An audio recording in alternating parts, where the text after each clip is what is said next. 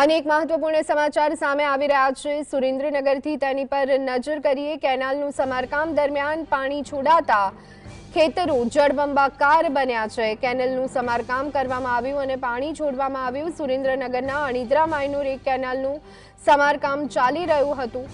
ખેડૂતોના પાકોના વાવેતર પર આ પાણી ફરી વળ્યું છે અને તેના કારણે ફરી એક વખત સુરેન્દ્રનગરના ખેડૂતો હાલાકી વેઠી રહ્યા છે। ખેડૂતોએ વાવેલા જીરું, વરિયાળી અને ઘઉં સહિતના પાકો પર પાણી ફરી વળ્યું છે।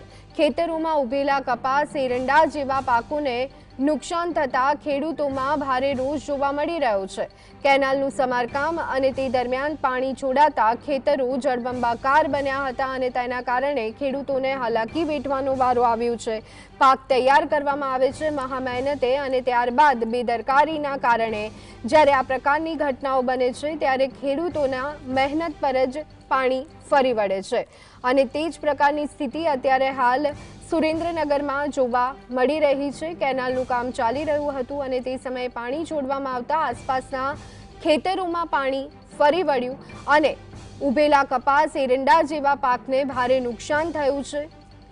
તેના કારણે ખેડૂતોમાં ભારે રોષ જોવા મળી રહ્યો છે। સુરેન્દ્રનગરના અણીદ્રા માયનોર એક કેનાલનું સમારકામ, પરંતુ તે સમયની આ ઘટના પાણી છોડવામાં આવતા આસપાસના ખેતરોમાં પાણી ફરી વળ્યું અને તેના કારણે તૈયાર પાક પર પાણી ફરી વળતા ખેડૂતોમાં ભારે રોષ જોવા મળી રહ્યો છે।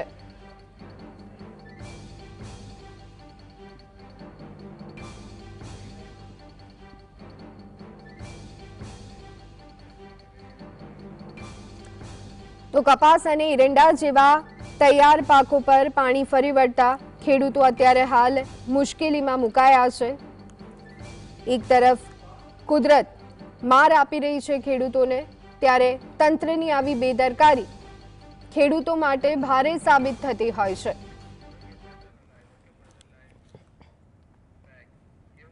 આજ અંગે વધુ વિગત મેળવી લઈએ। સંવાદદાતા ફઝલ અમારી સાથે જોડાઈ ગયા છે। ફઝલ, અણીદ્રા કેનાલનું સમારકામ અને તે દરમિયાન પાણી આસપાસના ખેતરોમાં ફરી વળતા ખેડૂતોમાં રોષ, શું વિગતો? ખાસ કરીને સૌરાષ્ટ્રમાં સૌથી વધુ નર્મદા કેનાલનો લાભ લેતો જિલ્લો હોય તો તે સુરેન્દ્રનગર છે, પરંતુ આ જ નર્મદાની કેનાલ છે તે ખેડૂતો માટે અભિશ્રાપ રૂપ બની રહી છે। સુરેન્દ્રનગર જિલ્લાના અણીદ્રા ગામમાં જે માયનોર કેનાલ એક પસાર થઈ રહી છે તેનું સમારકામ એક તરફ તંત્ર દ્વારા કરવામાં આવી રહ્યું છે, પરંતુ બેદરકારીના પગલે જે પાણી છોડનાર કોન્ટ્રાક્ટર છે તેના દ્વારા અચાનક આ નર્મદાની કેનાલમાંથી પાણી છોડી દેવામાં આવ્યું છે, જેને લઈને ખેડૂતોના ખેતરોમાં પાણી ભરાયું છે અને જળબંબાકાર જેવી પરિસ્થિતિનું નિર્માણ થયું છે। હાલ આપણે અહીંયા અણીદ્રા ખાતે છીએ। જે આ માયનોર કેનાલમાં પાણી છોડવામાં આવતા જે ખેડૂતોના ખેતરો છે તેમાં પાણી ભરાઈ ગયું છે।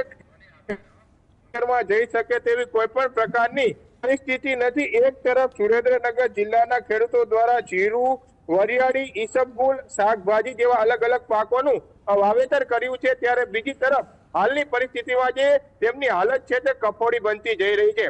એક તરફ સુરેન્દ્રનગર જિલ્લામાં ઓક્ટોબર મહિનામાં જે માવઠું પડ્યું છે જેને લઈને ખેડૂતોની આર્થિક કમર તો તૂટી ગઈ છે, ત્યારે બીજી તરફ હવે સુરેન્દ્રનગર જિલ્લાના ખેડૂતો તંત્રની બેદરકારીથી પરેશાન બની રહ્યા છે। 1500 વીઘાથી વધુ જમીન ઉપર આ પાણી છે તે હાલ ફરી વળવા પામ્યું છે અને ખેડૂતોના વાવેતરને નુકસાન થયું છે, ત્યારે કોન્ટ્રાક્ટર તેમજ જે અધિકારીઓ છે તેમને ઘટના સ્થળે આવી અને આ જે સર્વે છે તે કરી અને ખરેખર જે નુકસાન થયું છે તેનું વળતર ચૂકવવામાં આવે તેવી સુરેન્દ્રનગર જિલ્લાના અણીદ્રાના ખેડૂતો દ્વારા હાલ માંગ કરવામાં આવી રહી છે।